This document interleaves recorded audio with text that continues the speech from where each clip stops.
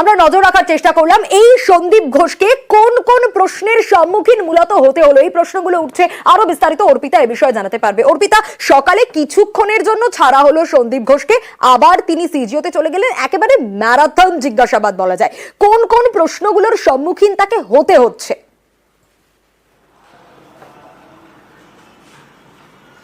দেখো, এই যে ছাত্রী খুনের যে ঘটনা বা ধর্ষণের যে ঘটনা, সেই ঘটনায় হাসপাতালের যে ভূমিকা, সেই ভূমিকা নিয়ে মূলত তাকে প্রশ্ন করা হচ্ছে। আর সেখানেই একাধিক জায়গায় কিন্তু গাফিলতি এবং একাধিক জায়গায় যে প্রমাণ নষ্টের যে অভিযোগ, সেই অভিযোগ কিন্তু সামনে আসছে। আর সেই জায়গা থেকে সিবিআই আধিকারিকরা মূলত কিন্তু এই প্রাক্তন অধ্যক্ষ অর্থাৎ এই সন্দীপ ঘোষ, তাকে কিন্তু দফায় দফায় জিজ্ঞাসাবাদ পর্ব কিন্তু শুরু হয়েছে।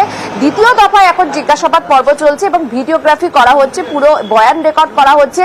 গতকাল আমরা দেখেছি যে তাকে নোটিশ দেওয়া হয়েছিল তার আগের দিন, কিন্তু তিনি কোনো রেসপন্স করেনি।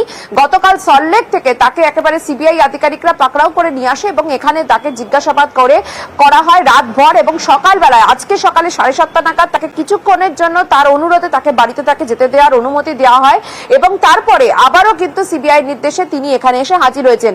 তারপর থেকে যে লাগাতার প্রায় কিন্তু 7-8 ঘন্টা হতে চললো, এখনো অব্দি কিন্তু জিজ্ঞাসাবাদ পর্ব চলছে। এবং এখানে মূলত কিন্তু জানার চেষ্টা করা হচ্ছে যে ঘটনার পরে কেন এই ঘটনাকে শুধুমাত্র তার এই মৃতার বাবাকে বা এই নির্যাতিতার বাবাকে শুধুমাত্র আত্মহত্যার ঘটনা বলে কেন সেখানে বলা হয়েছিল। শুধু তাই নয়, হাসপাতালের যে গাফিলতি, সেগুলো কি সামনে চলে আসতো, সেই কারণে কি ধামাচাপা দেওয়ার চেষ্টা করছিলেন এই যে প্রাক্তন অধ্যক্ষ। এবং এর পাশাপাশি এই গাফিলতি হলো মূলত যে তারা কোনো অভিযোগই করেনি, এরকম একটা নৃশংস ঘটনা, তারপরেও কোন রকম ধর্ষণ এবং খুনের যেখানে ঘটনা ঘটে, তারই হাসপাতালে কোনো রকম কোনো কর্তৃপক্ষের তরফ থেকে কোনো অভিযোগ করা হয়নি। সামান্য একটা ইউডি বা অস্বাভাবিক মৃত্যুর মামলা রুজু করেছিল শুধুমাত্র টালা থানা, কিন্তু ধর্ষণ বা খুনের মামলা কেন রুজু করলো না হাসপাতালের তরফ থেকে, তা নিয়ে কিন্তু প্রশ্ন করা হচ্ছে।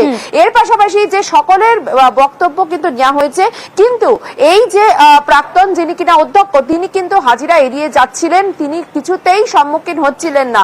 অর্থাৎ তার কাছে কি এমন কোনো তথ্য আছে বা কোন রকম কোনো প্রমাণ রয়েছে যা কিনা সিবিআই সম্মুখীন হলে তিনি কিন্তু বিপদে পড়তে পারেন, সেই আশঙ্কা থেকেই কি তিনি গ্রেপ্তারির আশঙ্কা করে তিনি কিন্তু গিয়েছিলেন হাইকোর্টে রক্ষা কবচ পেতে, কিন্তু তা তিনি পাননি। তারপরে কিন্তু সিবিআই তাকে জিজ্ঞাসাবাদ করে।